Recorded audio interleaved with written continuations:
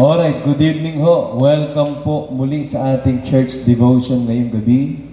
Monday night po, April 6, 2020.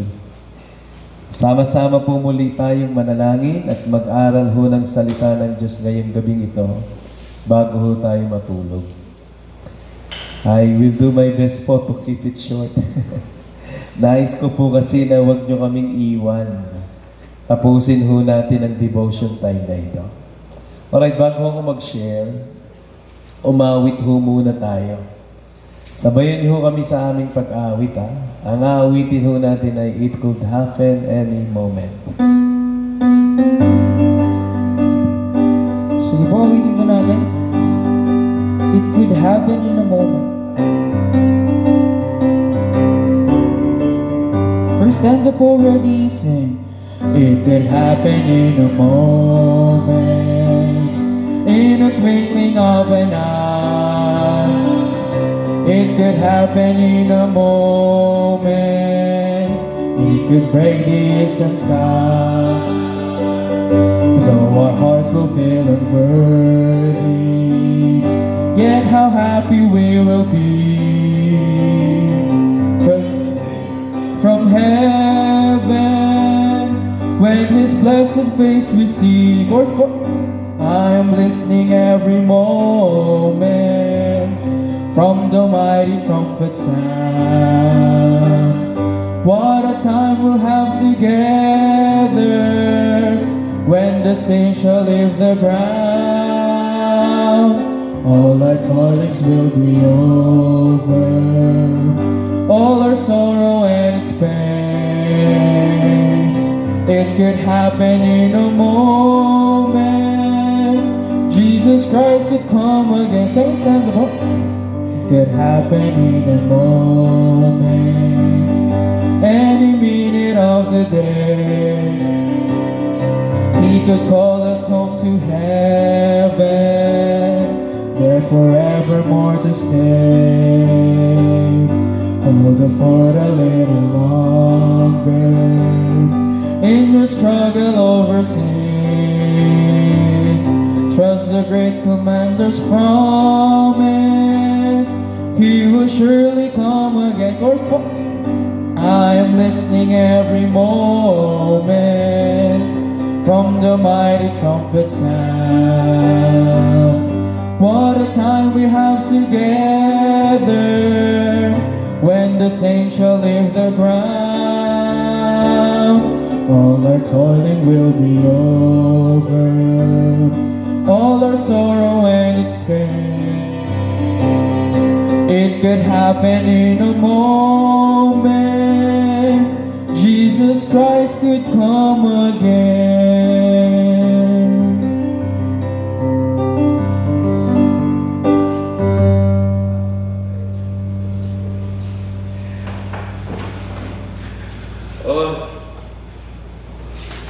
Alright, para ho sa pag-aaral ho ng salita ng Diyos ngayong gabing ito, nais ko pong buksan natin ang mga Bible ho natin sa 2 Corinthians chapter 5 verse 10. 2 Corinthians chapter 5 verse 10. Basahin ho natin sabay-sabay. Buksan ho ninyo ang inyong mga Bible. Basahin natin ang sabay-sabay. 2 Corinthians chapter 5 verse 10. Sabi ho ng Bible, sabi niya, for we must all appear before the judgment seat of Christ, that everyone may receive the things done in his body, according to that he hath done, whether it be good or bad. Manalangin tayo sandali. Lord, thank you po sa iyo ngayong gabi. Salamat po muli sa pagkakataon na kami po ay makapag-devotion ngayong gabi ito. Salamat po muli sa opportunity na makapakinig kami ng iyong mga salita. Makapanalangin kaming sama-sama. We are praying po, Lord, sa pagpapala mo sa gawain namin ngayong gabi ito. And I'm praying, Lord, na mangusap ka po sa pamamagitan ng mga salita mong maipapahayag ngayong gabi ito. Salamat po ng marami. Ito po aking dalangin sa pangalan po ng aming Panginoong Jesus. Amen. Alright, tutuloy ho natin yung ating pinag-aaralan. Sinimulan ho natin last nitong linggo ng gabi. At ang lesson ho natin ay pinamagatan ko pong Prepare to Meet Your God. Alright. Kagabi ho, nabanggit ko po sa inyo, sa huling pag-aaral natin, na ang muling pagbabalik ho ng ating Panginoong Hesus dito sa lupa ay fundamental doctrine ng Bible. Kaya po ito ay hindi natin mapapasubalian. Ang ibig ko po sabihin, paniwalaan man natin ito hindi, ito po ay totoo at ito po ay mangyayari. Nakita din ho natin kahagabi na sa calendar of events ng Bible, ang second coming ng ating Panginoong Hesus dito sa lupa, ang event na susunod na. This is the event that is about to unfold. Ito po yung event na inaabangan ng mga apostol. Ito po yung event na hinihintay at sinasabi ho nila na malapit na. Nabanggit ko din po kagabi na ang Bible po ay hindi nagbigay ng eksaktong petsa, eksaktong araw kung kailan po ito mangyayari. Sa halip, ang ibinigay po ng ating Panginoon ay mga tanda. Sabi niya, kapag nangyayari na itong mga tandang ito, sabi niya, siya po ay malapit na. At ito po ang natutunghayan natin ngayon, no? Yung mga tanda na binabanggit ng Panginoon, yung mga tanda na sinasabi ng Biblia sa muling pagbabalik ng Panginoon, ay naganap na at patuloy yung nagaganap before our eyes ngayon. Kaya nga wala tayong magawa kundi mag-conclude that Jesus may come any moment. The coming of the Lord is imminent. Alright. Ang challenge ko po sa inyo, dahil alam na natin na pwede na dumating ang Panginoon anytime, ang challenge ko po sa inyo ay dapat maghanda tayo. Dapat paghandaan po natin ang ating pakikipagkita sa Panginoon. Paghandaan po natin ang pagbabalik ng Panginoon.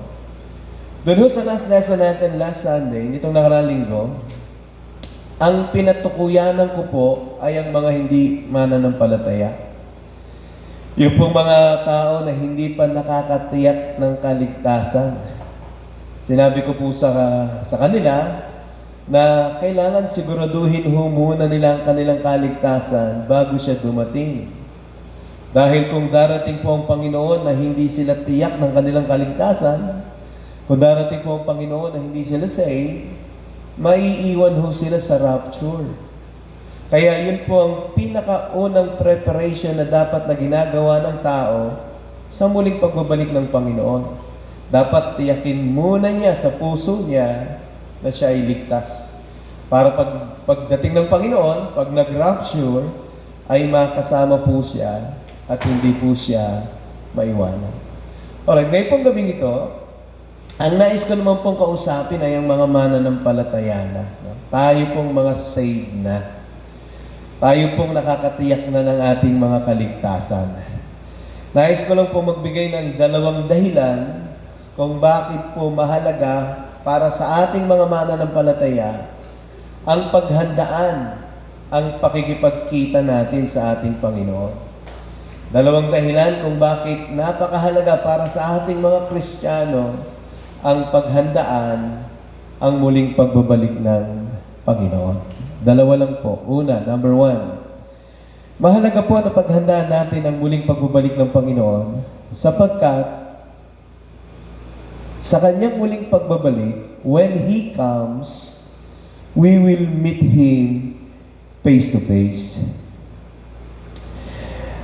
Naiisip ko po na isa sa mahalagang dahilan kung bakit kailangan nating paghandaan ang muling pagbabalik ng Panginoon, sapagkat sa kanyang muling pagbabalik, makikita natin siya ng mukhaan. Yun po yung malinaw na sinasabi ng Bible. Subukan natin tingnan. 1 Thessalonians chapter 4, verse 16 hanggang 17. Sabi ho ng Bible, sabi niya, "For the Lord Himself shall descend from heaven with a shout, with the voice of archangel, and with the trump of God, and the dead in Christ shall rise first." Tapos sabi ho niya sa verse 17, sabi niya, "Then we which are alive and remain shall be caught up together with them in the clouds, sabi niya, to meet the Lord in the air. Sa malinaw pong tinuturo ng banal na kasulatan, na sa muling pagbabalik ng Panginoon, sa rapture, we are going to meet our Lord face to face. Isa pa hong talata. Dito po sa 1 John chapter 3 verse 2, ganun din ho ang sinasabi. Sabi ho ng Bible, sabi niya, Beloved, now are we the sons of God, and it doth not yet appear what we shall be. But we know that when He shall appear, we shall be like Him, for we shall see Him as He is. Sa tingin ko po, napakahalaga sa ating mga mananampalataya ang paghahanda sa muling pagbabalik ng ating Panginoon, sapagkat sa Kanyang muling pagbabalik, we shall meet the Lord face to face. Ngayon ho, kilala natin siya, di ba? Alam natin siya sa ating puso. Pinag-aaralan ho natin siya. Inaawitan ho natin siya. Sinasamba ho natin siya. Pinaglilingkuran ho natin siya. At lubos ho natin siyang minamahal. Siya po ang ating tagapagligtas. Siya po ang ating Panginoon. Pero nananatili pa rin ho yung katotohanan na hindi pa rin natin siya nakikita. No? Hindi pa ho natin siya nakikita ng mukhaan. Although alam natin, nandyan siya. Nararamdaman natin siya. Minamahal natin siya at pinaglilingkuran natin siya. Pero hindi pa natin siya nakita ng mukhaan. Sa kanyang muling pagbabalik ho, sabi ng Bible, makikita natin siya ng mukhaan. At siya po yung pinakamahalaga at pinakadakilang persona na mamimit natin sa ating buhay. Kaya napakahalaga po na maghahanda tayo sa kanyang muling pagbabalik. Dahil sa kanyang muling pagbabalik, we shall meet Him face to face. Sabi nga ho ng isang kanta sabi niya, face to face with Christ my Savior. Face to face, what will it be? When with rapture I will behold Him, Jesus who died for me. Sabi pa ng isang kanta, yung chorus, yung lagi nating inaawit, sabi niya, it will be worth it all when we see Jesus. Life's trials will seem so small when we see Christ.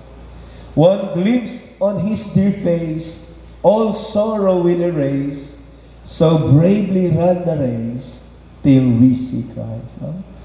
Para po sa akin, napakahalaga na maghanda tayo, mag-ready tayo, mag-prepare tayo to meet our God.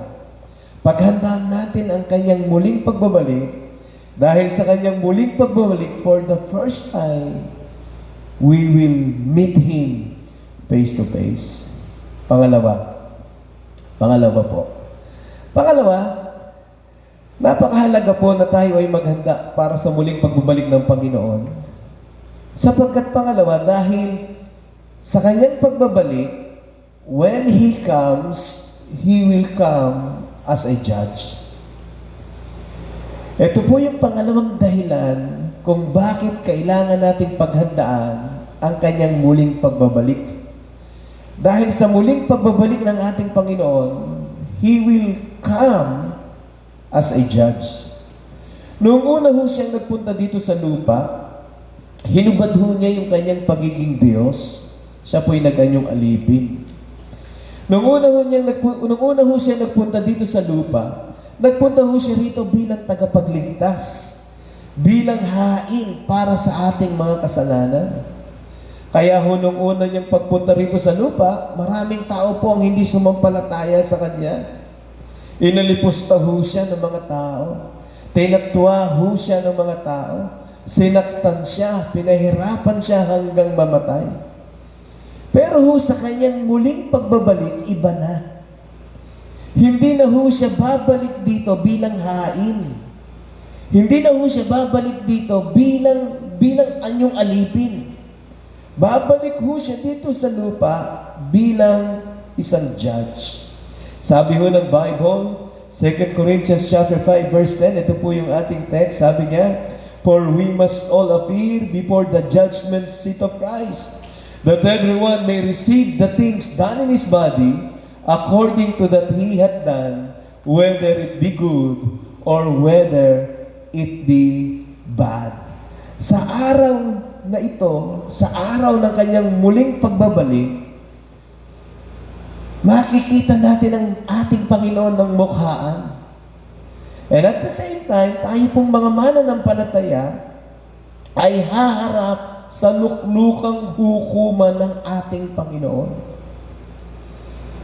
Sabi ho ng Bible, sabi niya, we will appear before the judgment seat of Christ. Kaya po napakahalaga na paghandaan natin ang pakikipagkita natin sa Panginoon. Napakahalaga ng paghandaan natin ang muling pagbabalik ng ating Panginoon. Dahil sa kanyang muling pagbabalik, He will come as a judge. Tayong lahat ay haharap sa Kanya. Tayong lahat ay magbibigay sulit sa harapan ng ating Panginoon. Sa araw pong iyon, lahat tayo ay haharap sa luklukang hukuman ni Kristo. Tayo po ay magbibigay sulit sa lahat ng mga bagay na ginawa natin. Ipagbibigay sulit natin sa Kanya ang uri ng ating pamumuhay. Ipagbibigay sulit natin sa Panginoon ang uri ng ating paglilingkod na ginawa para sa Kanya. Ipagbibigay sulit natin sa Panginoon ang lahat ng mga pinagkatiwala niya sa atin. Kailangan natin paghandaan yung araw na yon because tayo po ay tatayo sa harapan ng luklukan ng Panginoon. At magbibigay sulit po tayo sa mga bagay na ipinagkatiwala sa atin ng Panginoon. Sa araw hong yun, on that day, He will be a righteous judge. Ang ibig pong sabihin, sa araw na yun, we can never accuse Him of injustice. Bakit? Kasi walang bagay na lingid sa Kanya di ba? Wala hong bagay na sa atin na hindi niya alam. Lahat po ay alam niya. Nakita ho niya tayo 24/7. Alam niya ho ang lahat ng bagay sa atin. Nakita ho niya, alam ho niya ang laman ng kaibuturan ng ating puso. Alam ho niya at nakita niya ang motibo ng ating mga puso. No? He knows the motives of our hearts. Kaya sa araw ho na yun, wala tayong may kukubli. Lahat ng lihim, mabubunyag. He will be a righteous judge. Dahil wala pong bagay na lingid sa Kanya patungkol sa kain. Kaya nga po para sa akin, kailangan natin paghandaan ang araw na yon. Dahil sa Kanyang muling pagbabalik, He will come as a judge. Lahat po tayo ay haharap sa luklukang hukuman ng Panginoon at magbibigay sulit. Napakahalaga po na paghandaan natin yon upang hindi naman po tayo mapahiya. Tingnan niyo po ang sabi ng Bible. 1 John chapter 2 verse 28. Sabi ho ng Bible, 1 John 2:28, sabi niya, and now, little children, abide in Him, that when He shall appear, we shall have confidence, and not be ashamed before Him at His coming. Sabi niya, kailangan paghandaan naman natin ang Kanyang muling pagbabalik. No? Upang sa Kanyang muling pagbabalik, pagharap natin sa Kanyang luklukan, sa pagbibigay sulit natin sa Panginoon, sabi ng Bible, ay hindi naman tayo mapahiya. Alam niyo po, ganito yung naiisip ko. No? This is the thing. Sa araw na yon, haharap po tayo sa Diyos na napakabuti sa atin. Sa araw ho na yon, haharap po tayo sa Diyos na naging matapat sa atin. Sa araw ho na yon, haharap po tayo sa Diyos na nagtiis ng hirap at sakit, ibinigay ang Kanyang buhay para tayo ay maligtas. Ano naman ang nagawa natin para sa Kanya? Yun po yung naiisip ko. Yun po yung dilemma. Yun po yung eksena na pwedeng mangyari. Lagi nating sinasabi ang buti ng Diyos at totoong mabuti siya. Sa araw na yun, haharap tayo sa Diyos na mabuti sa atin. Haharap tayo sa Diyos na naging matapat sa atin. Haharap tayo sa Diyos na naghirap at natinisang hirap at sakit para bigyan tayo ng buhay na walang hanggan. Kaya maiisip ko naman, ano naman kaya ang nagawa ko para sa Kanya? Yun po yung dalawang mahalagang dahilan na naisip ko kung bakit napakahalaga na paghandaan natin ang muling pakikipagkita natin sa Panginoon. Kailangan natin paghandaan yung Kanyang muling pagbabalik. Dahil sa Kanyang muling pagbabalik, we will meet Him face to face. Siya ang pinakamahalaga, pinakadakilang persona na makikita natin. Pangalawa, when He comes, He will come as a judge. Haharap tayo sa luklukang hukuman niya at magbibigay tayo ng sulit sa Kanya. Hindi ba mahalagang paghandaan niya? Ngayon bilang konklusyon, what shall we do? Anong klaseng paghahanda ang kailangan natin? Gusto kong tingnan natin yung verse dito sa Revelation chapter 2 verse 5. This verse ay mensahe ng Panginoon sa Church of Ephesus in the book of Revelation. Kung maalala niyo po yung 7 churches sa Revelation. Ito po yung mensahe ng Panginoon sa Church of Ephesus. Ito yung conclusion ng mensahe niya doon. Revelation chapter 2 verse 5. Sabi ng Panginoon sa Church of Ephesus, sabi niya, Revelations 2:5, sabi niya, remember therefore from whence thou art fallen, and repent, and do the first works, or else I will come unto thee quickly, and will remove thy candlestick out of his place, except thou repent. What we should do? Anong kailangan natin gawing paghahanda? Kaya siguro pwede natin kunin yung payo ng Panginoon sa Church of Ephesus. Sabi niya, remember whence thou art fallen. Sabi niya, and repent. Siguro napakamagandang paghahanda po yung magmuni-muni tayo. Tingnan natin, Lord, saan ba ako nagkulang? Saan ba ako nadapa? Panginoon, ano ba yung nangyari sa akin? Repent and make up. Mag-make up tayo. Konting oras na lang, konting panahon na lang, konting araw na lang. Pero salamat sa Panginoon, meron pang panahon. Salamat sa Panginoon, meron pang opportunity. Huwag nating pabayaang makalampas itong opportunity na ito. Remember from whence thou art fallen. Tingnan natin, ano ba naging pagkukulang ko? Kanino ko ba pinagpalit ng Diyos? Ano ba ang nakaagaw ng atensyon ko? Remember that. And then repent. At sa mga konting panahon na natitira sa atin, mag-make up tayo. Mag-make up tayo. Palagay ko yun po ang pinakamagandang paghahanda na pwede natin gawin sa muling pagbabalik ng Panginoon. Salamat po ng madami. Tutuloy ko po bukas. Pero ngayon po, manalangin muna tayo. Gabi po, ipinanalangin ko po yung specifically pinanalangin natin yung iba nating kapatid sa generally. Itutuloy ko po ngayong gabi nito. Kung nakikinig kayo sa FB Live, kung meron ho kayong prayer request, pwede nyo pong i-type in para po maipanalangin natin. Kung meron kayong urgent prayer request, i-type in nyo lang po. Ilalagay po natin sa mga prayer list po natin. Yayain ko kayong tumayong lahat. Iyuko natin ating mga uli, pikit natin ang mga mata. At tayo po'y manalangin. Let's pray po. Ipananalangin ko po kayo. Manalangin po tayo. Lord, thank you po sa iyo ngayong gabi. Salamat po muli dahil marami kaming time ngayon para mag-aral ng iyong mga salita. Marami kaming time ngayon para umupo, mag-evaluate, magmuni-muni, Tulungan mo kami, Lord, na magamit namin itong mga oras na ito para kami po ay malapit sa iyo. Para minsan pa, buksan namin muli ang aming mga Bible, makapagbasa kami. Minsan pa, Panginoon, magkaroon kami ng time na manalangin.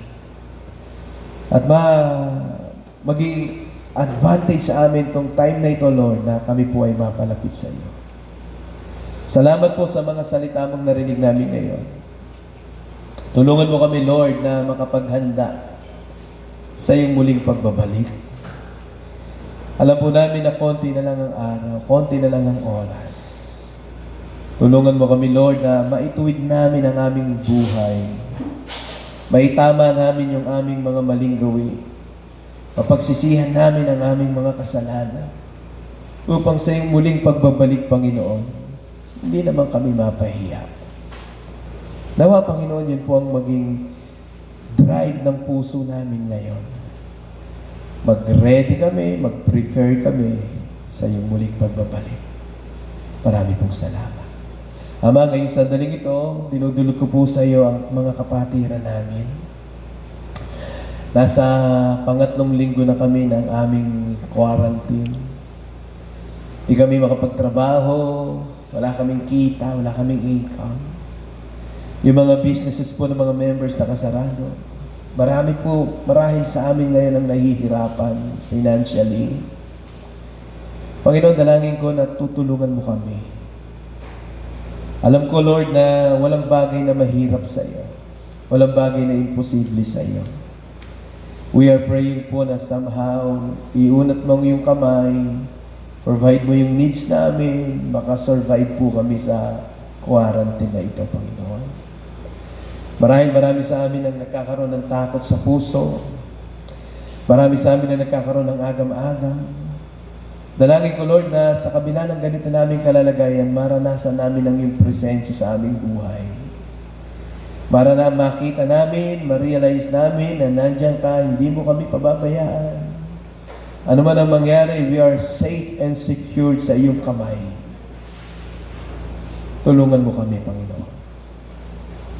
Bigyan mo kami ng peace na nanggagaling sa iyo. Bigyan mo kami ng joy sa aming puso, Lord. At itong mga nangyayari sa amin ito, sa gitna ng krisis na ito, Lord, ay makinabang kami. Maging better person kami, maging better Christians kami. Dahil sa pamamagitan nito, Panginoon, nagkakaroon kami ng karanasan sa iyo. Salamat po ng marami sa iyo. Marahil meron kami mga kapatiran, Lord, na may karamdaman, may problema, I don't know. Dalangin ko, Lord, na abutin mo sila ngayon. You comfort them, Panginoon. You protect them. You bless them, Panginoon. Salamat po ng marami sa iyo. Ngayong gabi ito, Panginoon, particularly po, ipinapanalangin ko sa iyo yung mga kapatiran naming taga-General Limparet. Dinudulog ko po sa iyo ang Monday Harap Family, si Alan, si Mimi, si Kat, si Robby, si Janjan, saka po yung bunso nilang anak. Iingatan mo po ang pamilyang ito.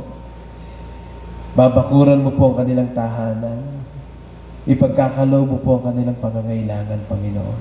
Patuloy mo silang palaguin, palalimin, Panginoon, sa pagkakilala sa iyo. Hayaan mo, Lord, na magkaroon ng malalim na desire na sila po ay magamit mo, Panginoon. Dinadalain ko rin, Panginoon, ang muli na family, si Ate Edith, si Brother Lito, si Michael, si Smile, at saka yung iba pa nilang mga anak. We are praying po na iingatan mo sila. Dalangin ko, Lord, na katagpuin mo, i-meet mo, Lord, lahat ng kanilang pangangailangan. Hayaan mo, Lord, na makasurvive po sila ngayong crisis na ito, Panginoon. Patuloy mo rin palaguin ang kanilang pananampalataya, patuloy na matuto, at patuloy na magkaroon ng desire sa puso nila na makapaglingkod sa iyo, Panginoon. Dinadalain ko rin, Panginoon, sa iyo ang Castelo family, si Kuya Bitoy, si Ate Honor. Inihiling ko rin po na ikaw ang siyang kumilos sa kanila, ikaw ang siyang gumawa sa kanila. Ilalayo mo po sila sa anumang kapahamakan. Di ko alam kung nakakapamasada si Kuya Bitoy. Ang dalangin ko, Lord, na iingatan mo siya. Ilalayo mo po yung virus sa kanila at dadalahin ko na ikaw ang siyang kumilos sa kanilang mga pangangailangan. Dalangin ko si Pete, si Jessel, si Kobe. Hihipuin mo sila, Panginoon. Puproteksyonan against po sa lahat ng karamdaman, Panginoon. Pagpapalain po yung kanilang mga trabaho. Ganon din ho, Panginoon, si Russell, si Camille, si Ate Virginia. Ikaw nga po siyang tumulong sa kanila, Panginoon. Meron ho kaming special prayer request para po sa Alfonso Sanchez and family. Naka-attend na ho sila sa church. Ngayon po, Panginoon, silang buong pamilya ay PUI. Dalangin ko, Lord, na tutulungan mo sila at iingatan. Bibigyan ng lakas, ng resistensya para makarecover po sila sa karamdaman nila, Panginoon. I-comfort mo sila. Alam ko po na mahirap pong ma-PUI. Mahirap po yung ma-quarantine. Dalangin ko, Lord, na tutulungan mo sila. Gagabayan mo sila, Panginoon. Iaabot mo ang iyong kamay sa kanila. Dinadalangin ko rin, Panginoon, sa iyo ang aking pamilya, ang Sanggalang family, lalong-lalo na po si nanay. Dalangin ko na i-comfort mo siya. Bigyan mo siya ng lakas spiritual, lakas emosyonal. Dalangin ko, Lord, na ang kalakasan mo, ang kapangyarihan mo ang yumakap sa kanya, Panginoon, sa panahon na ito. Maraming salamat po. Purihin po ang iyong pangalan. Ikaw po ang siyang manguna, ikaw ang siyang gumabay, at ikaw ang siyang mag-ingat sa amin, Panginoon. Bakuran mo po kami ng iyong kamay. Salamat po ng marami. Ito po ang aking dalangin sa matamis na pangalan ng aming Panginoong Yesus. Amen at amen. Thank you po. Bukas uli ng alas 8.